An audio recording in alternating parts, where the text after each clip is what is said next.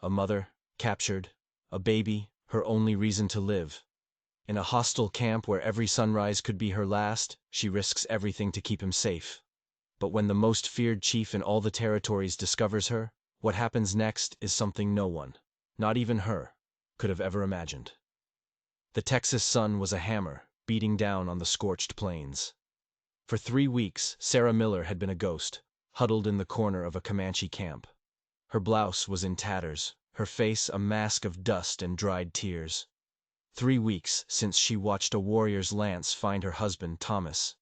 3 weeks of being dragged through a wilderness that didn't care if she lived or died, with her 6-month-old son, Jacob, clutched to her chest. The camp was a world of its own. Women worked hides, their hands stained and sure. Children played games between the teepees, their laughter a language she'd never understand. Sarah kept her eyes on the ground. She'd learned fast that looking up was an invitation for trouble. Her captors mostly ignored her, giving just enough food, just enough water to keep the fragile life of her and her son from sputtering out. Jacob started to whimper. His tiny face turned red, his cries growing louder, more insistent.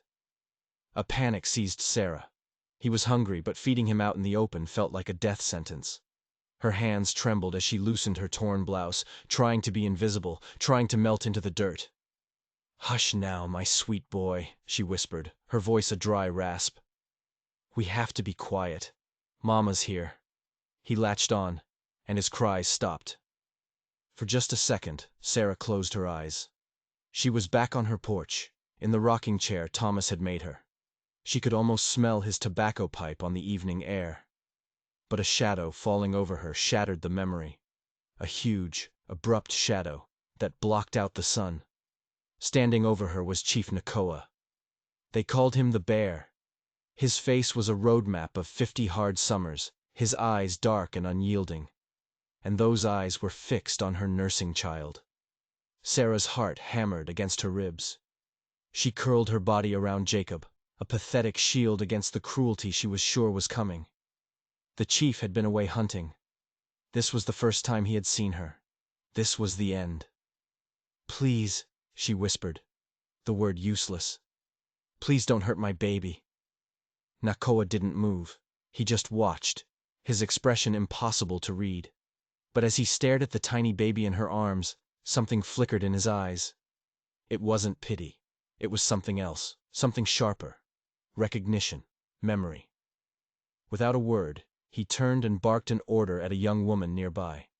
The girl, maybe 16, scurried over with a water skin and a bundle wrapped in hide. To Sarah's utter shock, the chief gestured for the girl to give the items to her. Sarah froze. This had to be a trick. A test. He spoke, his English broken but clear. "Child needs strength.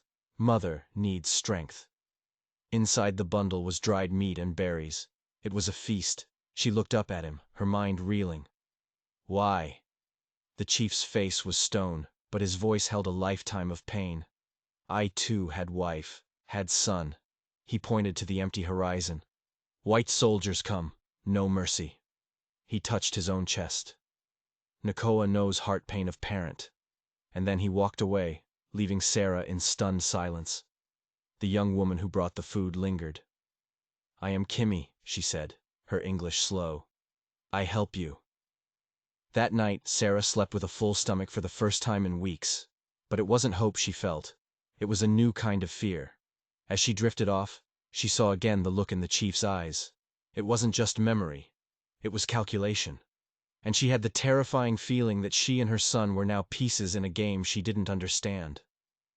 Outside, by the dying embers of the central fire, Chief Nakoa sat alone. He wasn't thinking of his wife and son, lost to the white man's sickness years ago. He was thinking of the prophecy.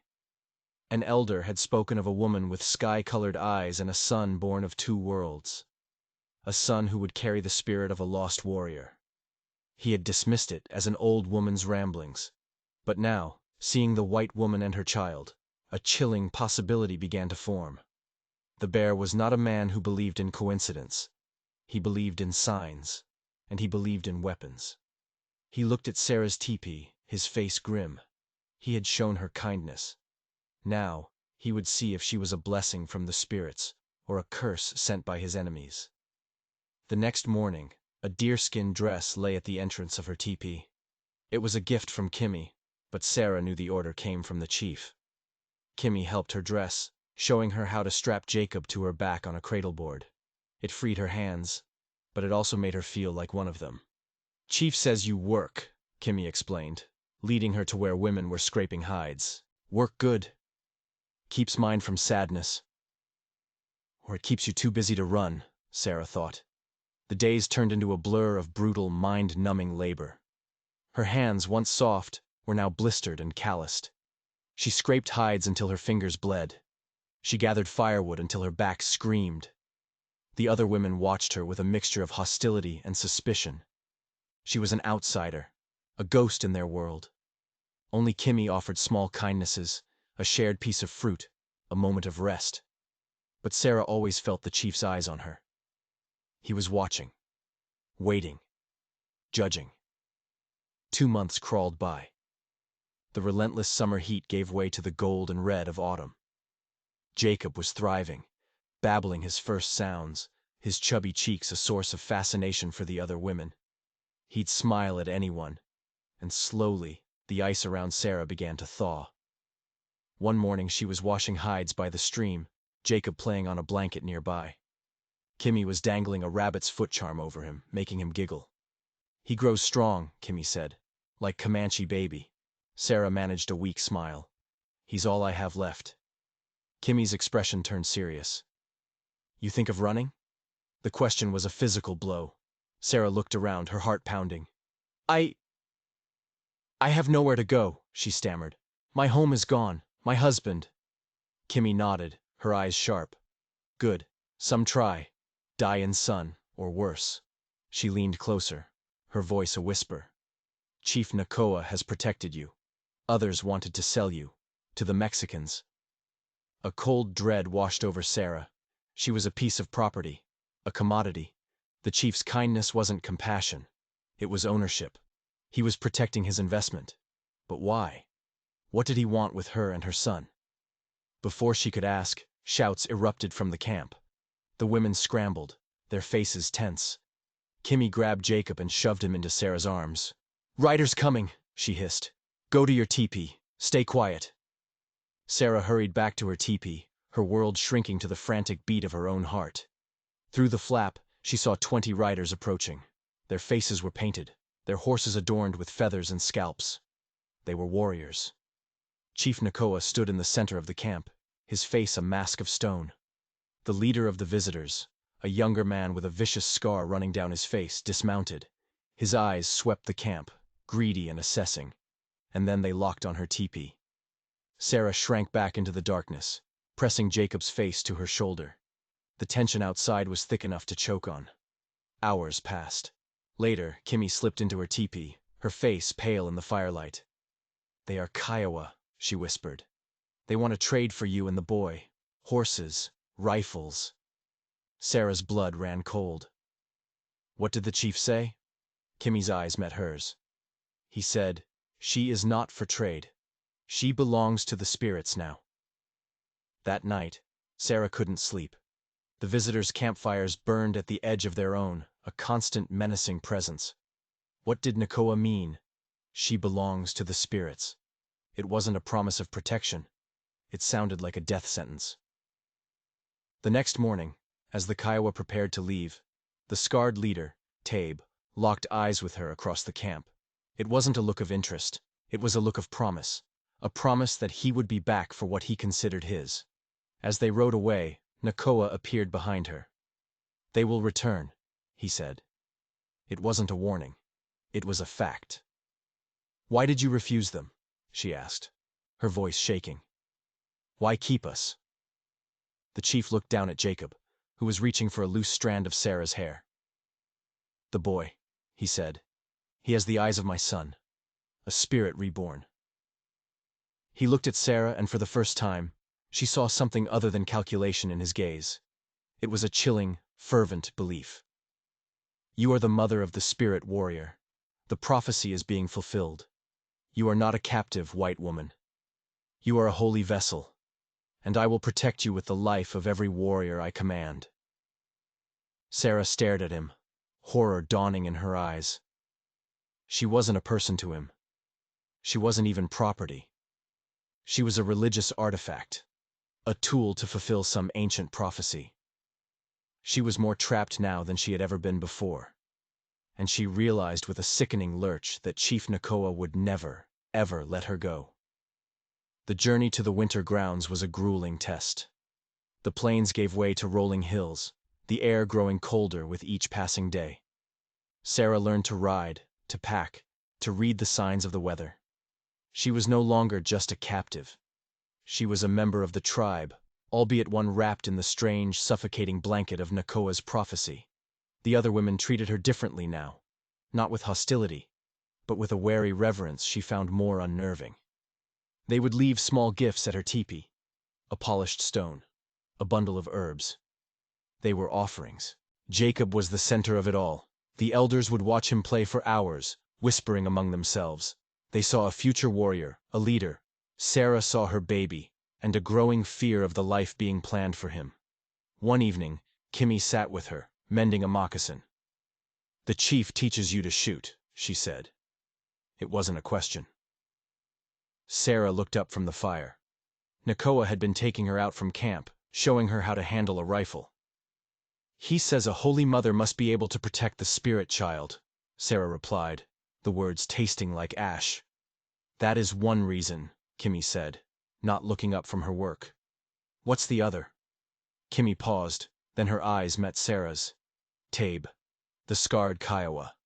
He and Nakoa were once like brothers. They fought together, but Tabe's heart turned black. He wanted power. He challenged Nakoa for leadership of the bands and lost. He has sworn to take everything Nakoa holds dear." Kimmy's voice dropped. "First, it was Nakoa's wife and son. They did not die of sickness, Sarah. Tabe led white traders to their camp. He knew they carried the coughing death." The revelation hit Sarah like a physical blow. This wasn't just a tribal rivalry. This was a blood feud. So Nakoa's story, about the white soldiers, was a half-truth, Kimmy finished. It is easier to hate a faceless enemy than the man you once called brother. Sarah now understood the depth of Nakoa's obsession. Protecting her and Jacob wasn't just about a prophecy. It was about defying Tabe. It was about vengeance. She and her son weren't holy. They were weapons in a private war. The winter camp was nestled in a protected valley, a temporary sanctuary from the biting winds. By December, the world was white with snow. Jacob, now 10 months old, took his first steps, his delighted squeals a small spark of warmth in the frozen landscape. He would toddle straight to Nakoa's teepee, offering the chief the small wooden horse an elder had carved for him. The bear would crouch down, his stern face softening as he played with the boy. "He knows no fear," Nakoa said one evening, looking at Sarah. "Good for warrior." "Will we stay here always?" she asked, the question hanging in the cold air. "Here you are protected," he answered, his eyes evading hers. "Jacob learns our ways." But his protection was a cage, and Sarah was beginning to suffocate. Before she could press him, shouts erupted from the edge of camp. Nakoa was on his feet in an instant, a knife in his hand. Kimmy appeared at the teepee flap, her face a mask of terror. "Kiowa raiders, many of them!" Sarah's blood ran cold. "Are they here for us?" Kimmy nodded grimly. "They come in peace talk but bring too many warriors. Chief suspects a trap." She pressed a bone-handled knife into Sarah's hand. "Use this if you must." Outside, the tension was a living thing. Tabe stood before Nakoa, his scarred face twisted in a mocking smile. He had not come to trade. He had come to collect. Hours crawled by. The pretense of negotiation was a thin veil over a simmering hatred. Just after midnight, a single war cry tore the night apart. The camp exploded into chaos. The teepee flap was thrown open. A Kiowa warrior stood silhouetted against the flames. Before Sarah could even reach for her knife, Nakoa was there, a phantom of violence. The fight was short, brutal, and silent. A body slumped to the floor. "Come," Nakoa commanded, his voice strained. "We leave now."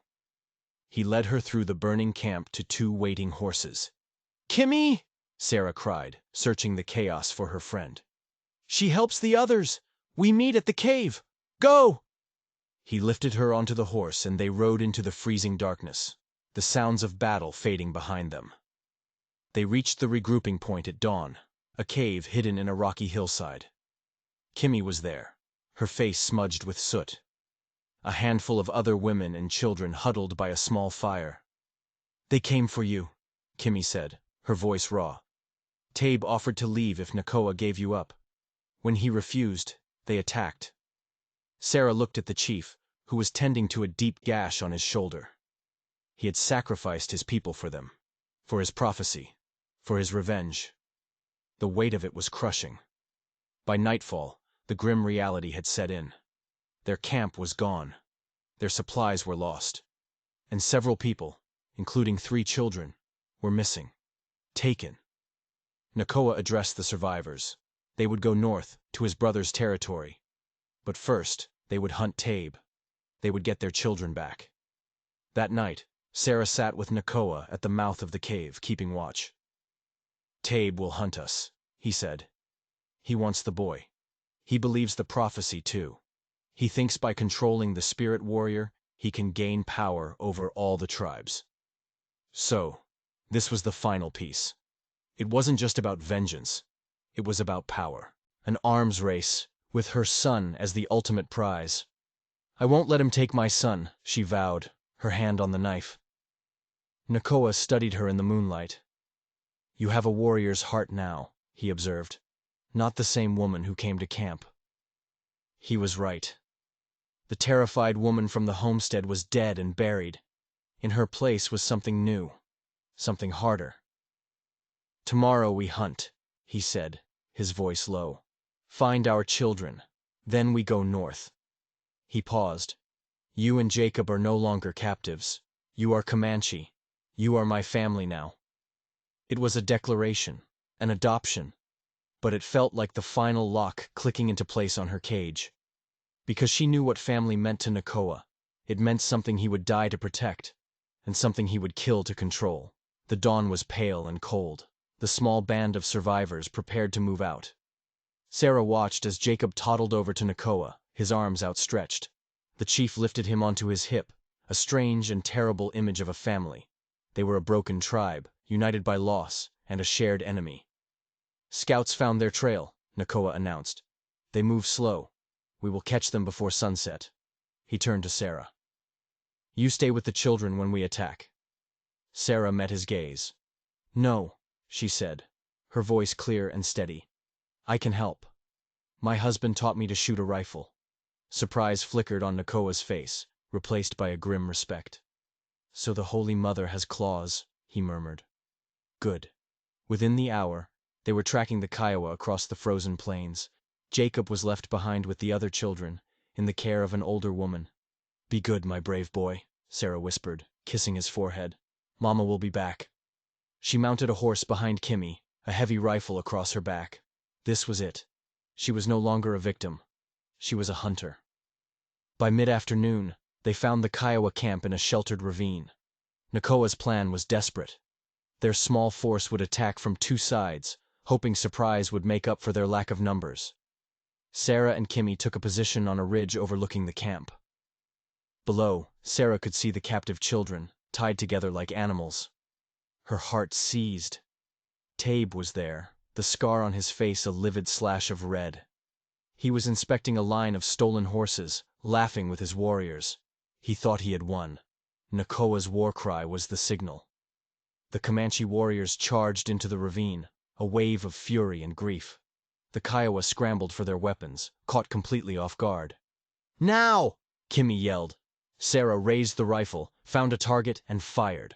The recoil slammed into her shoulder, but through the smoke she saw a warrior fall. She reloaded, fired again. Below, the battle was a whirlwind of brutal, close-quarters combat. She saw Nakoa, his injured shoulder no hindrance, fighting his way toward Tabe. This was the confrontation years in the making. A movement to her left. A Kiowa warrior was scrambling up the ridge toward her. She swung the rifle around, but it clicked empty. No time to reload. She dropped the rifle and drew the bone-handled knife.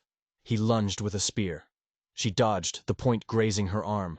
She slashed with the knife, catching him on the forearm. They grappled on the edge of the cliff, a deadly dance over 100-foot drop. She drove her knee into his gut, and with a surge of adrenaline, shoved him backward. He fell with a scream that was swallowed by the chaos below. Panting, she reloaded. When she looked back down, the tide had turned. The Kiowa were fleeing, and in the center of the camp, Nakoa stood over the body of Tabe. It was over. The captives were freed. The blood feud was ended. That evening, Sarah found Nakoa sitting alone, watching the sunset. "The children are safe," she said softly. A ghost of a smile touched his lips. "The bear protects his own." He turned to her, his eyes searching her face. "You fought like a lioness today. You are one of us now, truly." "And if I wish to return to my own kind?" she asked, testing the bars of her cage. He was silent for a long time. "Roads exist," he said finally. "When Jacob is a man, he will choose his own path. Until then, his place, and your place, is here, with your family." It was the most freedom he could offer, a promise for a future she might never see. As they walked back to the camp, Sarah knew her old life was gone forever. She was a Comanche woman now, the mother of a boy who was a symbol of hope and power. She had survived. She had found a new family, a new home. But as she looked at Chief Nakoa, watching Jacob with a possessive pride, she wondered if she had escaped one prison only to be locked inside another. The journey north was long and arduous. They were a small, wounded band, but they were survivors. They traveled for weeks, crossing frozen rivers and snowy plains, until they finally saw the smoke of a much larger camp rising in the distance. This was the camp of Nakoa's brother, Chief Ironhawk. The welcome was cautious at first. They were strangers, bringing stories of death and destruction. But Nakoa was a respected leader, and Ironhawk took them in. Life in the new camp was different. It was larger, more secure. Sarah and Jacob were given their own teepee, a place of status. But the whispers followed them. The story of the white woman and the spirit child had preceded them. Sarah felt 1,000 eyes on her wherever she went, a mixture of awe, fear, and resentment. Ironhawk was a younger man than Nakoa, but his eyes held an old wisdom. He listened to his brother's story, his gaze often drifting to Jacob. He did not seem convinced by the prophecy. One evening he asked to speak with Sarah alone. They sat by his fire, the air thick with unspoken questions. "My brother has seen much grief," Ironhawk said, his English more polished than Nakoa's. "Sometimes grief makes a man see what he wants to see." He looked directly at her. "He says you are Comanche now. Do you feel this in your heart?" Sarah hesitated. "I feel gratitude," she said carefully. "I owe him my life. My son's life." "Gratitude is a chain," Ironhawk replied. "It is not the same as belonging." He leaned forward. "My brother seeks to control the future, to build a legacy from the ashes of his past. But a boy is not a legacy. He is just a boy." His words were a crack of light in her gilded cage. He saw her, not as a holy vessel, not as a symbol, but as a woman, a mother. "What are you saying?" she whispered. "I am saying that this camp is large. It is easy to get lost here. There are trading parties that come in the spring. Some travel east, toward the white settlements." He stood up, his message delivered. "A true chief does not hold his people in chains, even chains of gratitude." A seed of hope, wild and terrifying, began to grow in Sarah's heart. Was it possible? Could she actually leave? But the thought was followed by a wave of guilt. How could she betray Nakoa, the man who had saved her, who saw her son as his own? The conflict tore at her. For the next few months, she lived a double life. To Nakoa, she was the devoted mother of the spirit child, learning the ways of the tribe. But in secret, she watched the traders, listened to their stories, and gathered information. Kimmy, who had also found a place in the new camp, noticed the change in her. "Your eyes look to the east," she said one day, her voice sad. My heart is torn, Sarah admitted. The moment of decision came on the day of the spring festival. The entire camp was celebrating, a riot of drums, dancing, and feasting. Nakoa, in a rare display of public affection, held Jacob on his shoulders, parading him before the tribe. He was declaring the boy his heir, the future of their people. Watching them, Sarah felt a cold certainty. This was not Jacob's future. He would not be a weapon or a prophecy. He would be free to choose his own life. That night, as the camp slept, Sarah packed a small bundle: food, a water skin, the bone-handled knife. She crept to Jacob's sleeping mat, her heart breaking. She couldn't take him. The journey was too dangerous. He was safe here, loved, protected.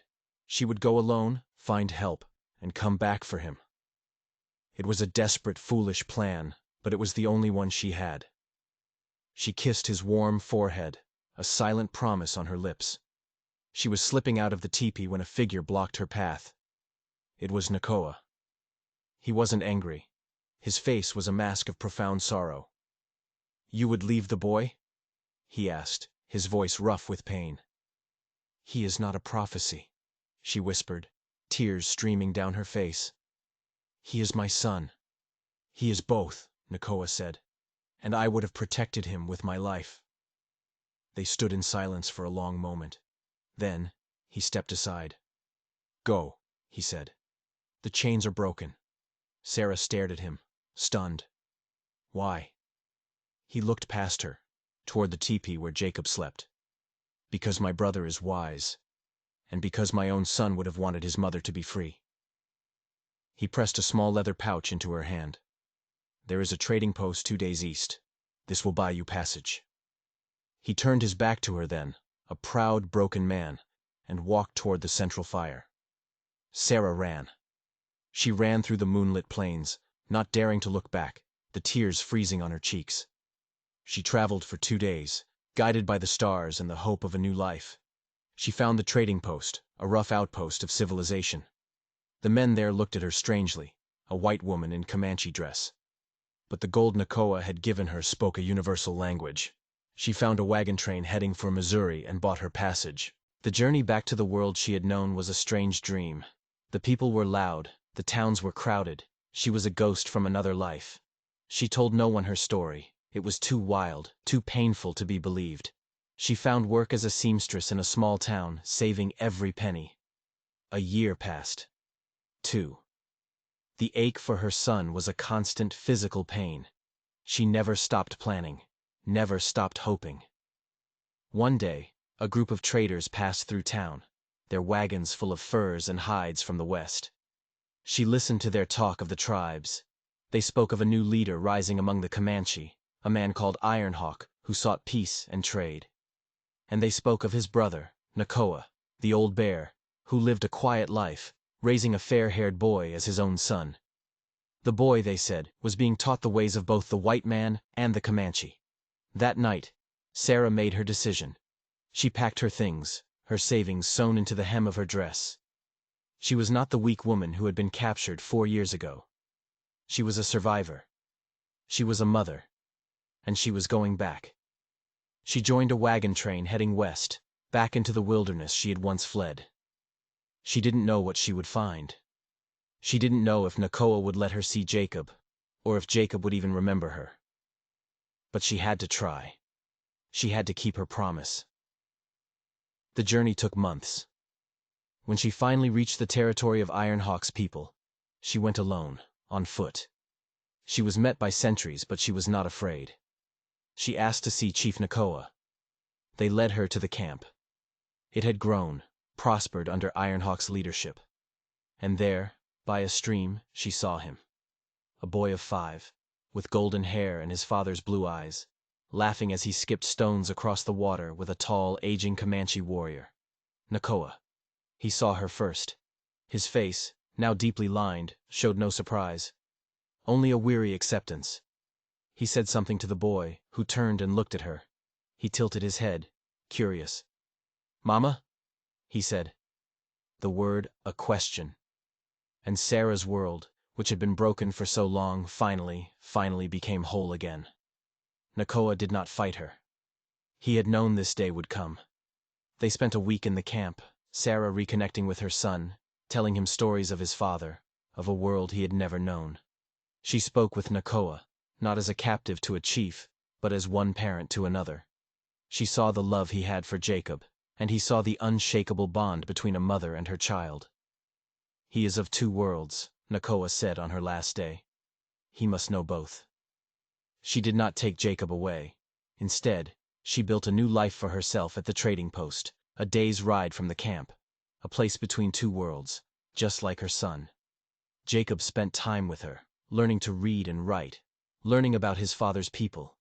And he spent time with Nakoa, learning to track, to ride, to understand the spirits of the plains. He grew into a young man who was comfortable in both a settler's cabin and a Comanche teepee, a bridge between two peoples who had been at war for so long. Sarah had found her freedom, not by running away, but by creating a new world where her son could belong. She had faced down warriors and her own worst fears, and in the end, had done more than just survive. She had built a future. If this story of a mother's unbreakable spirit touched you, make sure you hit that subscribe button, because the stories we have coming next are something you won't want to miss.